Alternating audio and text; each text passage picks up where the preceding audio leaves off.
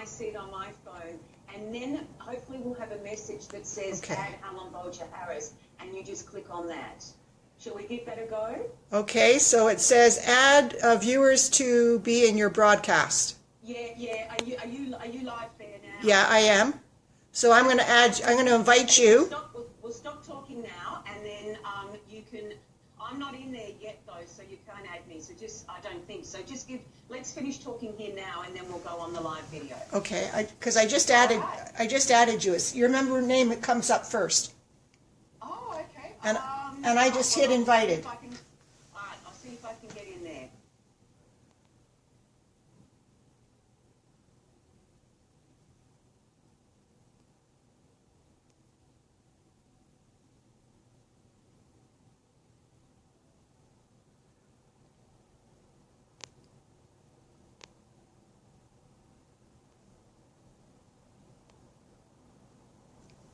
Okay. So I see me, but that's all I see.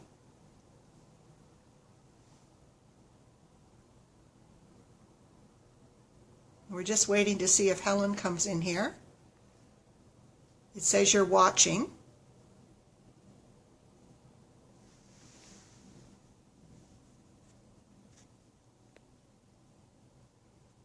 Has to be in your broadcast. Add.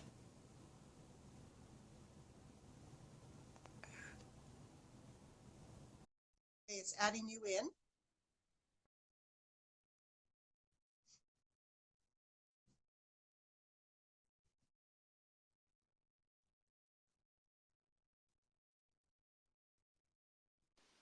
Hello, Bettylynn. We did it! Woohoo! All right. Oh, I just said to the group, I need to turn up my volume of my phone. Sorry. I just said to the group that there has to be a way, and there are always solutions. So absolutely. I'm so pleased. That's made my day. Yeah, we made it work. That's amazing. It sure is. I'm really pleased. So well done. Well done you for your persistence and for being a great learner. That's right. And I don't know what was happening before. I think it might have been a delay with you being, I don't know, whether you're being so far away. I've got no idea. I've just noticed that I've got this terrible light on my side. So I'm just going to attempt to go and actually close my blinds so that that'll actually make that better. Sorry about that. That's all right. And then we'll make a start. In one of the earlier videos, I actually made an attempt with introducing you. So what I might actually do then is let's get it going.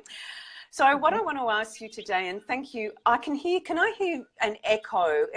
Is there anything you've got on in the background? I just want to make sure. No. Okay, that's interesting. It might even be my phone. Who knows? Anyway, let's get going.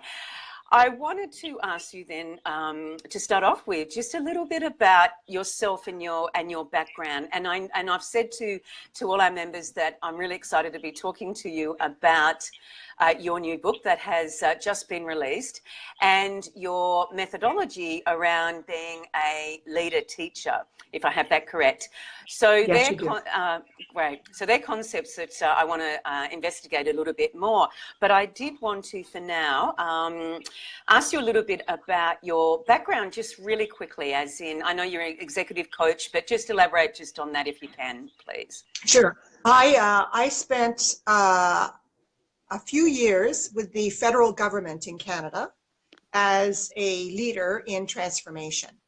So I was the first in putting up the Canadian Health Network when listservs were the most important thing that was available on the web in the early 90s. And I had 500 NGOs working together for free in order to bring together the best health information into one-stop shopping for Canadians. I put up the Environmental Choice Program in 1988, which is for products that are more environment friendly than not. And they would get a logo and be able to use it. and sell to government and sell to the private sector. And that's still out in the private sector. So I've been a leader in transformation for a long time. So that's my background. And I've worked with kids and youth groups. My passion is for 18 to 30-year-olds because their brain is not totally formed yet. So we have more influence in working with them. That's great. So, so what is it that what has led you then more recently to the work that you're doing currently? So the work I'm doing currently, this is the book here, Awesomeness Now, and it's on Amazon. And what I'm doing now is I want to help to create a market of goodness. So a market of goodness is where people can come together and co-create and collaborate and take some of their passion projects they may have, they can't do on their own, and other people can actually help them to make that come to fruition. It might be a 12-week project or a 16-week project. And it's to get something off the ground and to accomplish something that you couldn't do on your own. That's one thing. The second thing is that we always wait. We've been trained, our age group have been trained to wait, the boomers. We wait for permission to lead. We wait for an invitation to live our life of joy rather than take charge of who we are. So power rises, it's not force. And we cannot control what other people think about us, but we can control how we think about ourselves. We're very surface thinkers in the West. We're surface thinkers. So we just kind of think from here up, and we don't use all of our capacity that we have as a spiritual being in a physical body. And we limit ourselves so much. So people that are actually good at what they do may only be working at 40% of their capacity because it's just a little better than what the norm is. I think we should be working at 100% of our capacity. And if our light is too bright, we just tell other people to put their sunglasses on. What we tend to do is we tend to pull back so that we're not too big for the world. Yes. See? Oh, yes. So what happens is we try to make a difference without disrupting anybody because we're so polite. So we want to make a difference and we want to do it, but there always is that hesitation if we're going to disrupt the status quo. But really, the status quo is no longer sustainable, then it is our responsibility to replace that with something that will be sustainable. Yeah. See, what happens is we end up with a big gap where we go from the industrialized nation, now we're in a global economy, but we don't necessarily think that way. We think if it's a place to push our goods out, but really, goods are only a very small part of the services that people need in the world. We need connection. We need influence. We need engagement. We need services that we can give in a way that's compassionate, in a way that is serving humanity in a way with humility rather than with ego. Yes. So it really distributes power instead of having power over people. Instead of power of position, like they would say, oh, you're the senior director general of blah, blah, blah. And we would go around the table. When I had groups of 300 or 500 people to lead, I would say, oh, I'm the lead for this project. You see? So that way you're equalizing the playing field with all those people that are working with you. And you can scope and scale a lot easier than you can if you work in a hierarchy. Oh, I so agree. Having worked like a lot of people and obviously yourself previously in hierarchies, I've never enjoyed it. I'm far more collaborative, and there does need to be leadership, but it sounds from what you're saying that leadership can occur without the need for the power, such a power differential and such a hierarchy that there exists in some organizations and businesses. Because what happens is we all have a different skill set, you see, depending on our personality type in particular. So someone who is very data driven from their head, you know, can be driven by fear to make sure there is no mistake taking place.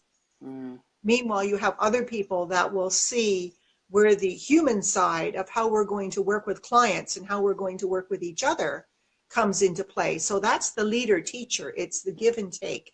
Everyone around that table has something to give and to contribute, or they.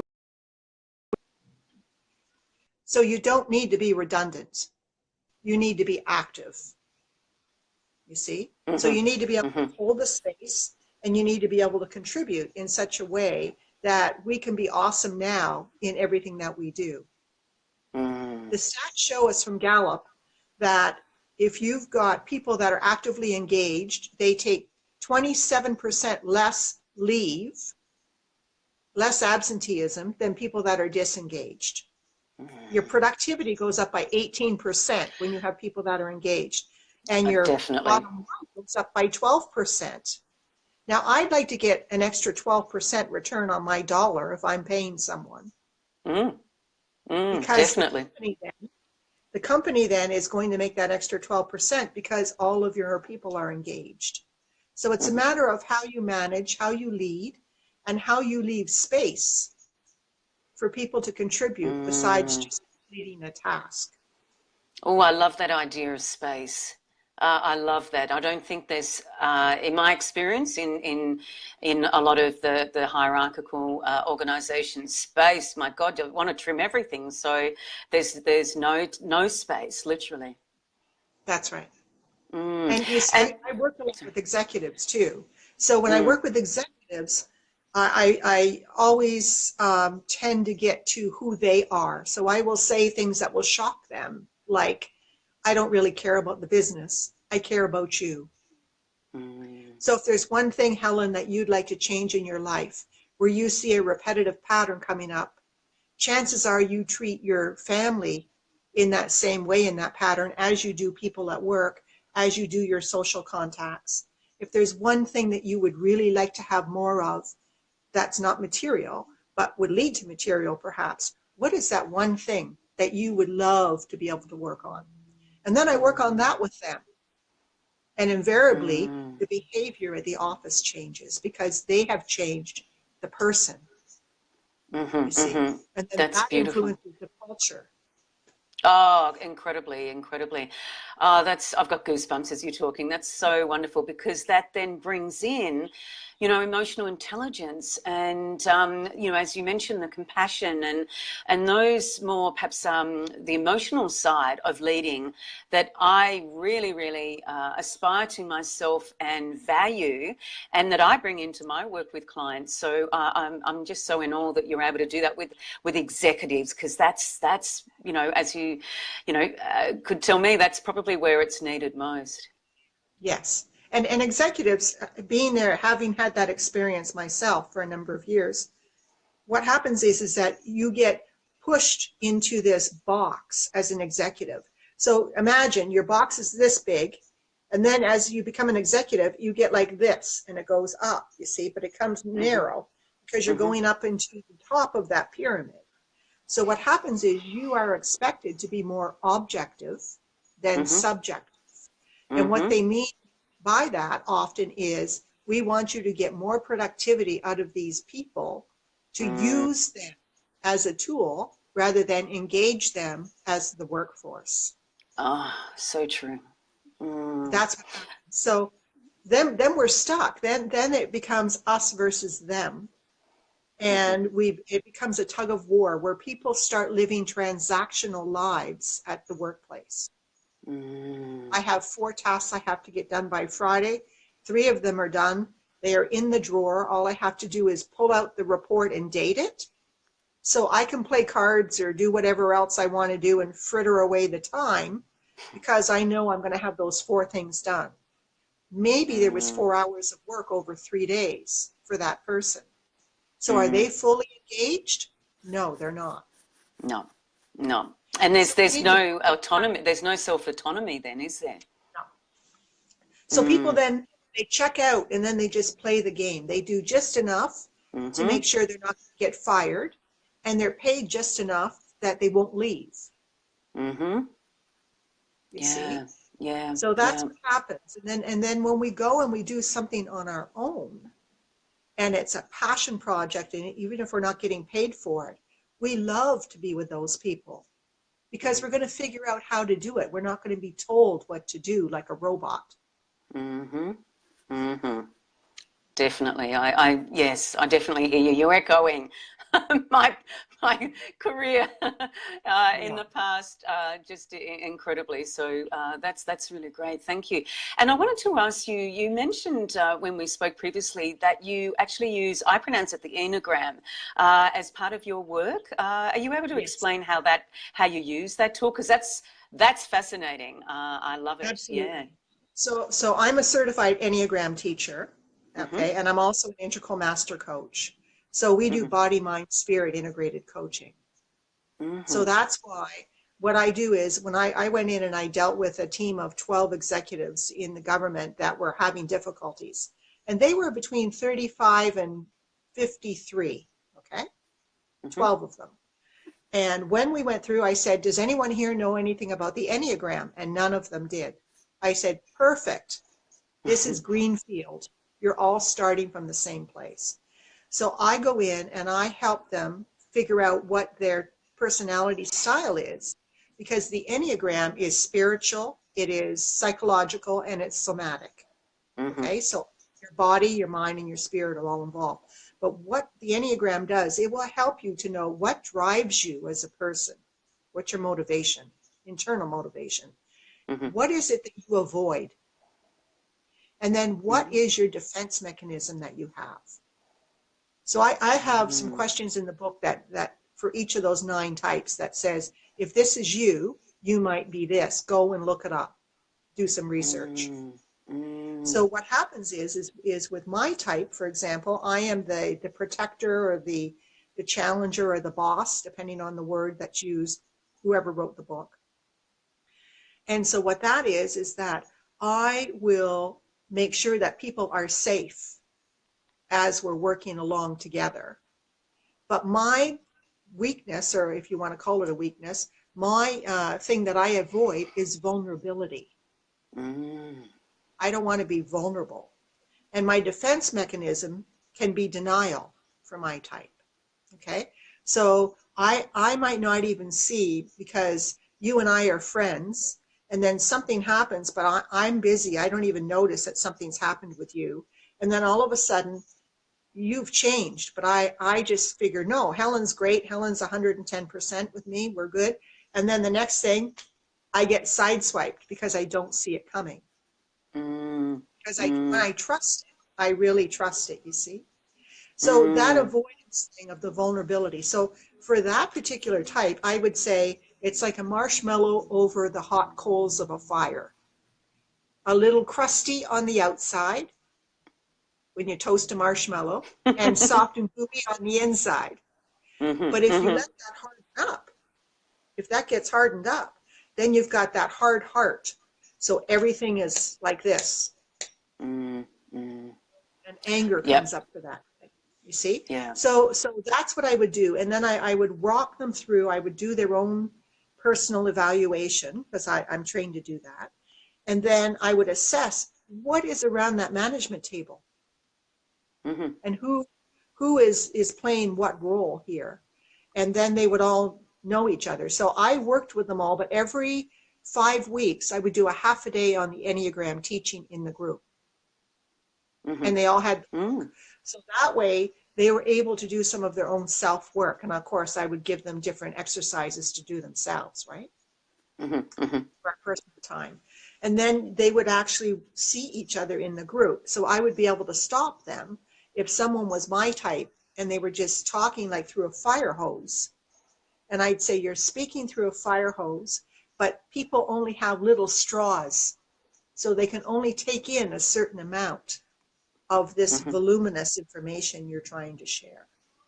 So you need to pull it back, because you need to meet your colleagues where they are, not where you are.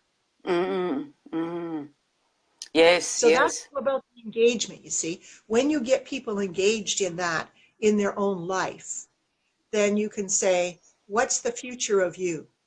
What do you see as the future of you? Don't wait till you're 65 and retire to travel. What is the future of you? What is it that you want to see right now? Mm-hmm. See? And then people will, that will trigger something and they'll say, oh, okay. You know, so if you're tired of trying to act like you're the same as everyone else, it's nice to know with the Enneagram that you are not. Mm, mm.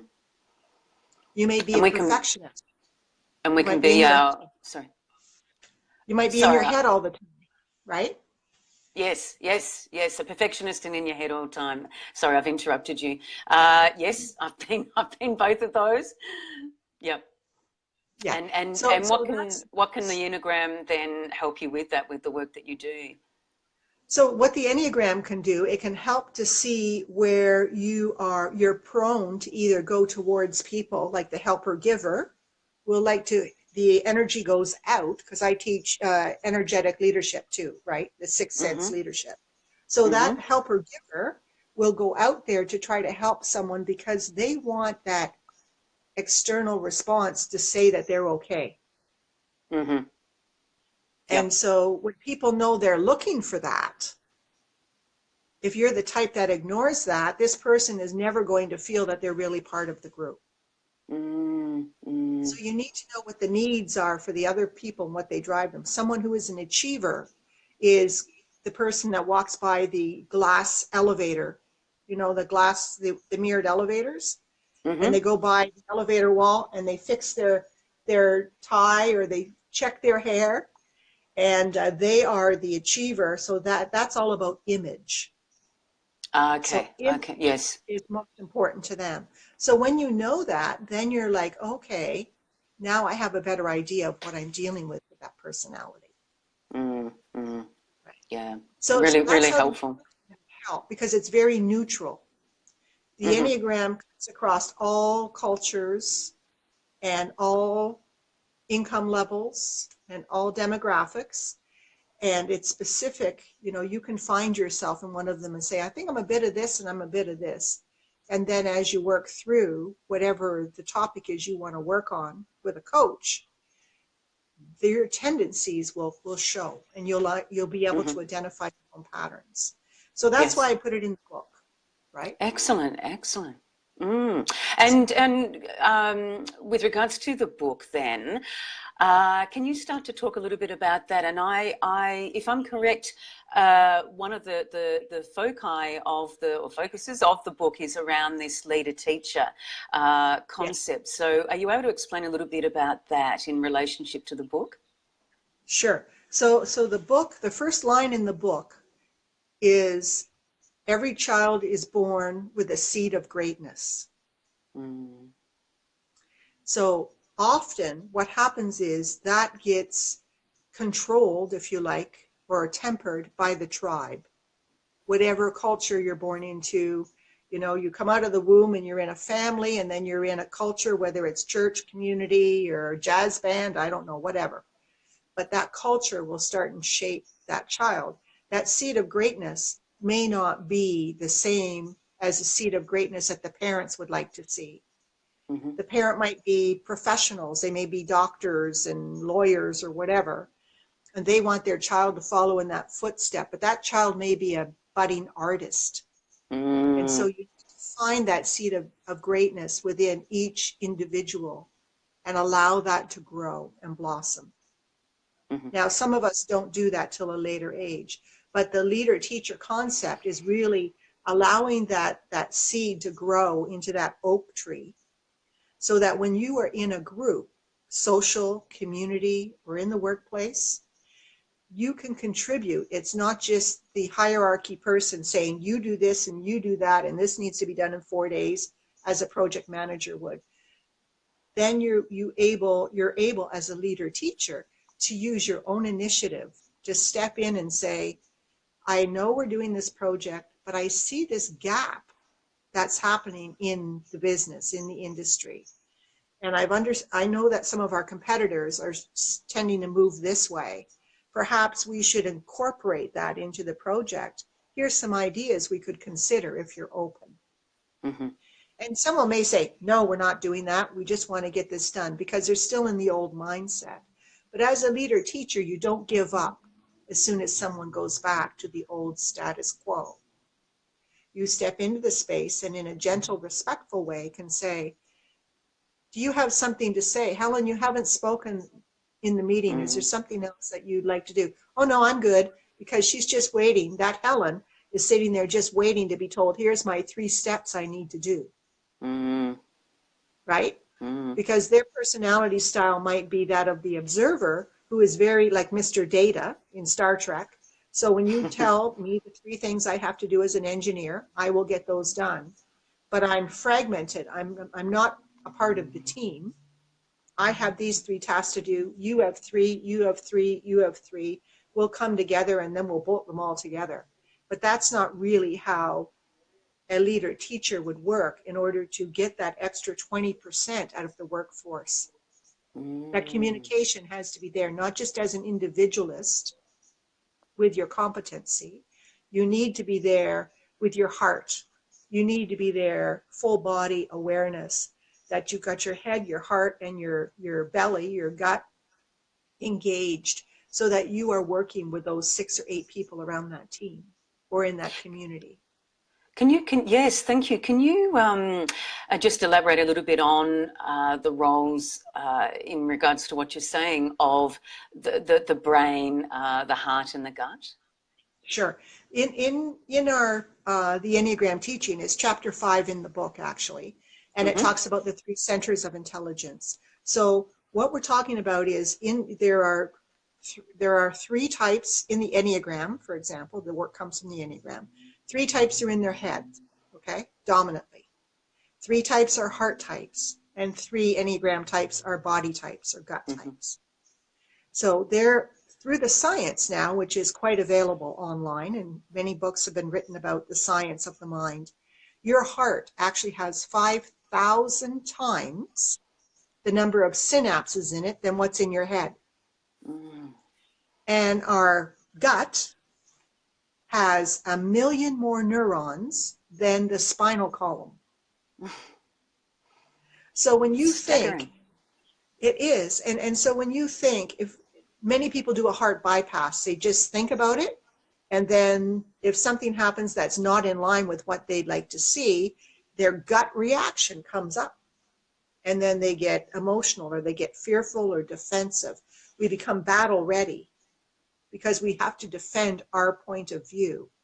In a leader-teacher composite, there's more co-creation going on. We listen to what piece of knowledge everyone is putting into the table, and then we sort out the best bits, and then we take those, but we're not attached to who actually contributed it. It's the best for the team.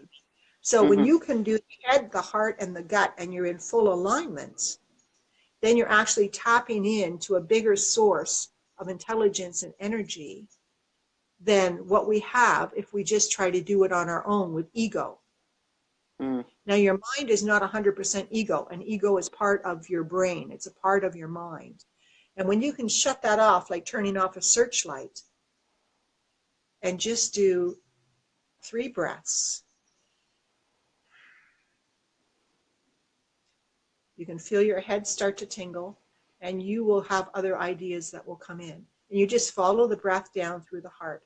So I do a meditation, which is also on the book and in my website, where you turn off the searchlight, and then it's like an elevator ride down through your head, down to your heart. And instead of being judgmental when you get to your heart, you open the elevator doors at your heart.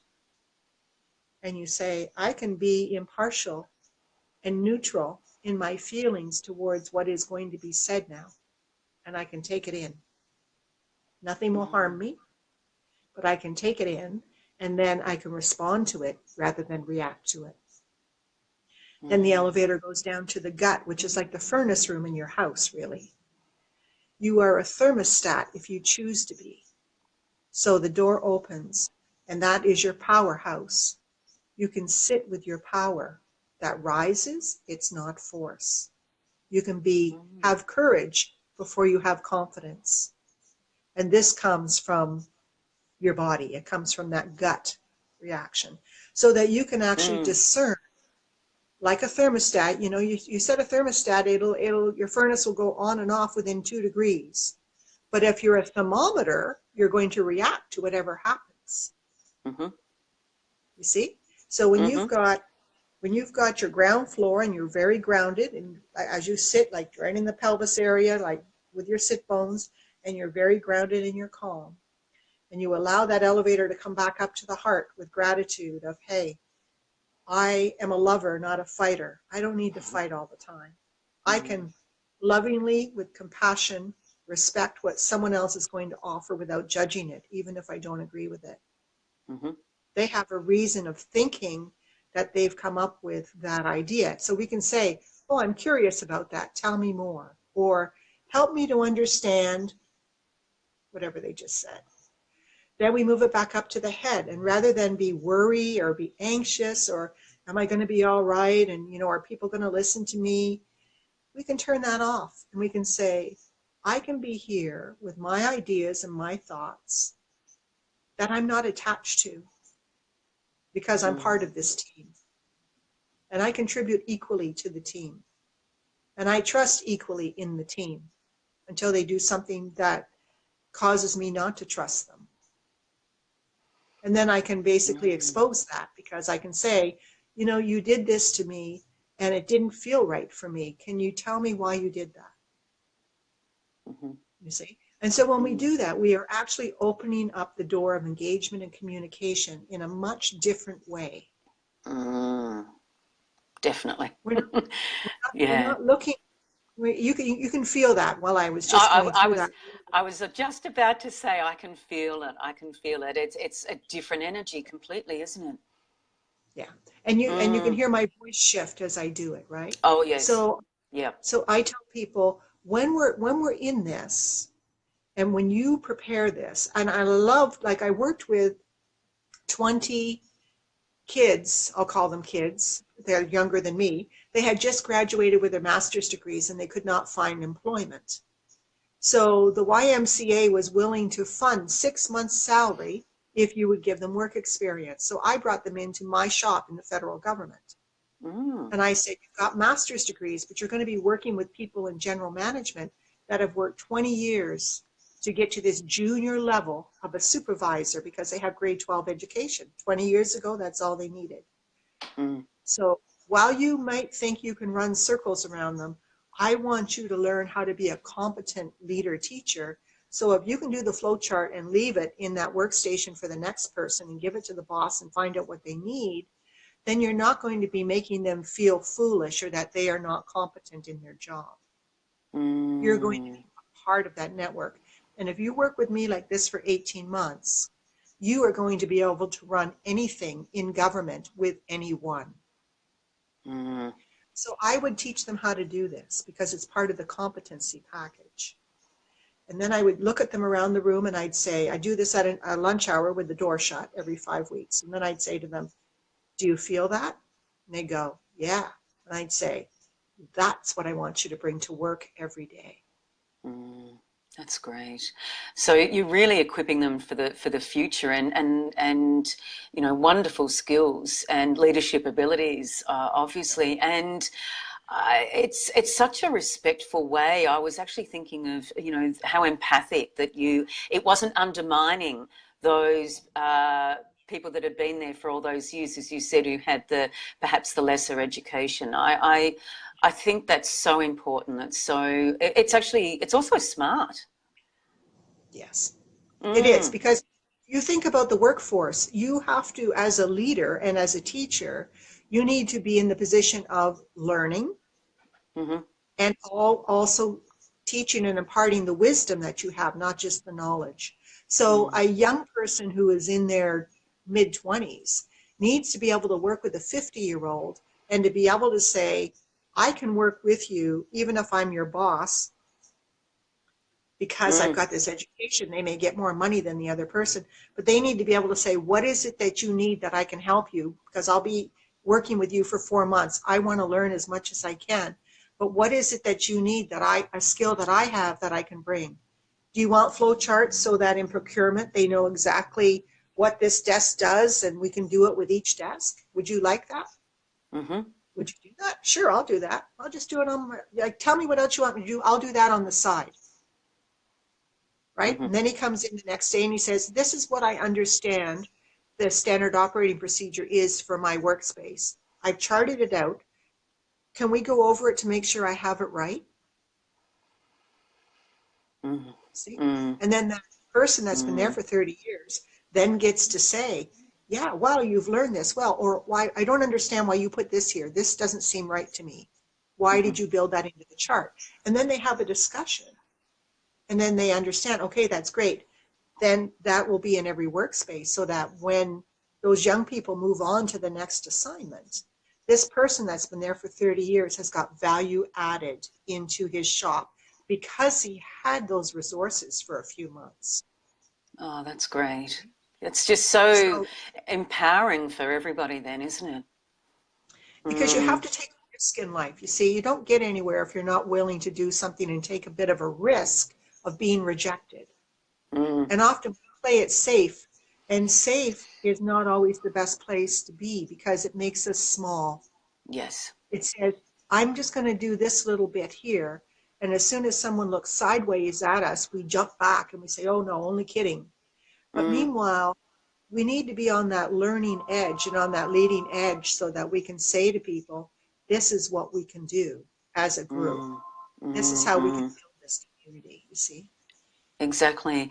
Oh, thank you. That's great. I'm just visualizing it, and it's just the energy around that. If that was, a work situation, is just so much more loving and, as you said, co-creating. It's a word I love. So certainly, that's just so inspiring as well. So thank you for giving that example, Bettylynn. To finish off with, I want to ask, well, two things. One is about what are you in your business now? What are the sorts of services or offerings that you have that, if any of our listeners are interested, that they can follow up with you on?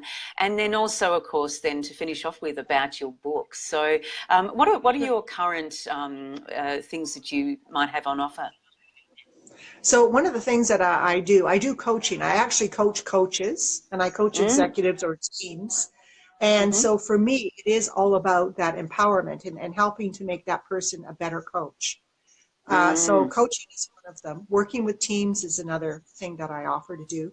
I also do retreats and I do some teaching with Mm. the Enneagram. One of them is called Working with Who You Are, so that people Mm. discover what their type is and then how do you work with that. And there's another one of going from defense to Mm-hmm. discernment, what's waiting for you under your full metal jacket, Mm. which is really that defense mechanism, you see, because you'll have some people that one particular type that comes to mind, rationalization is their defense mechanism.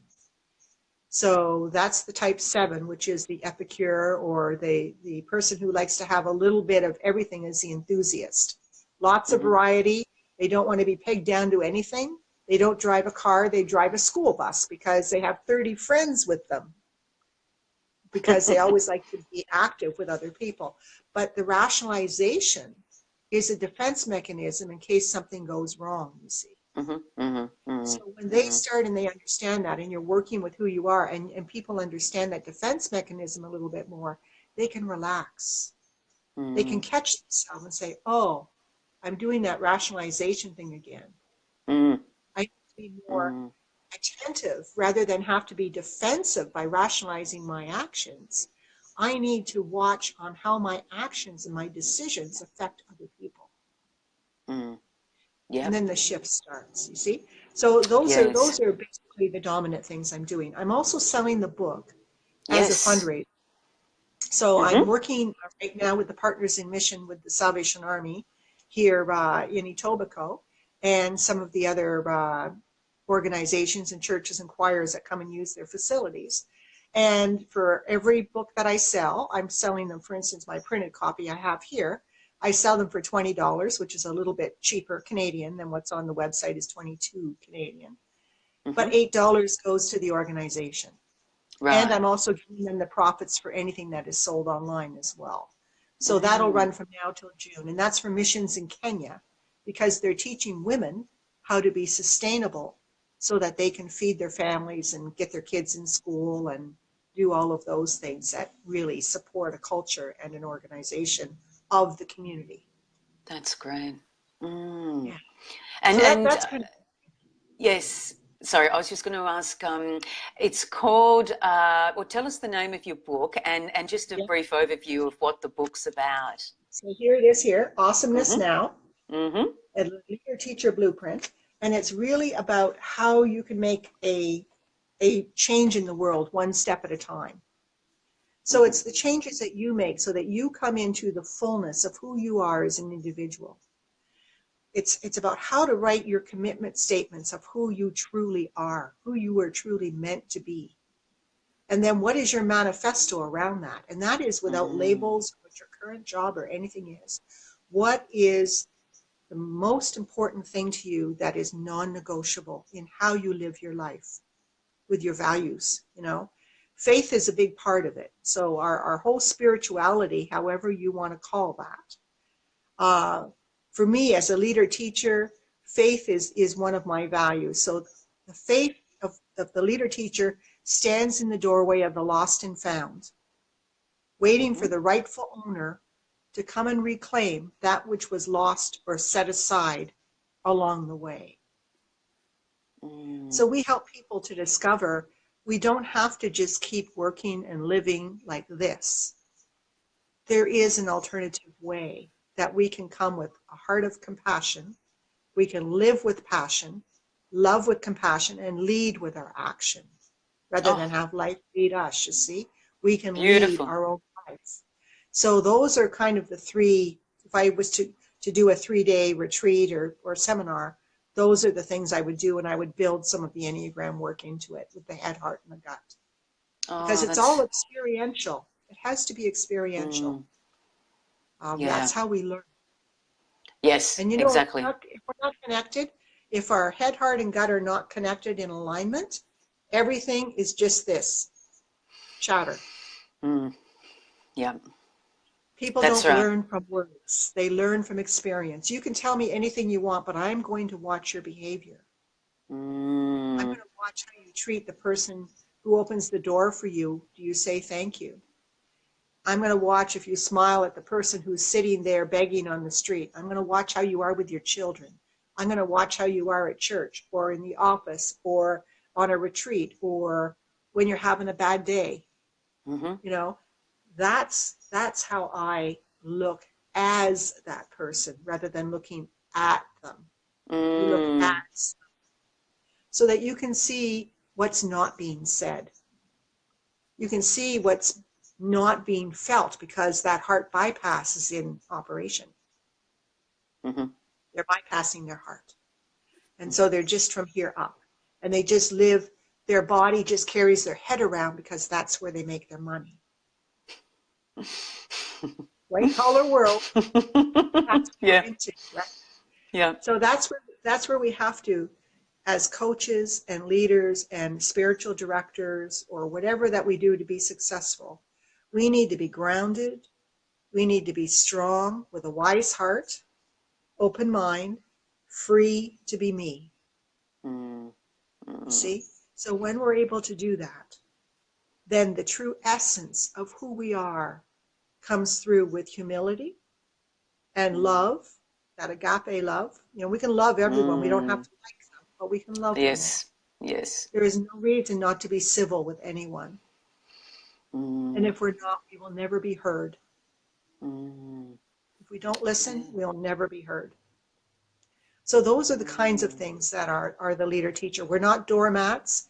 Like I say, I'm not aggressive, but I don't back up well.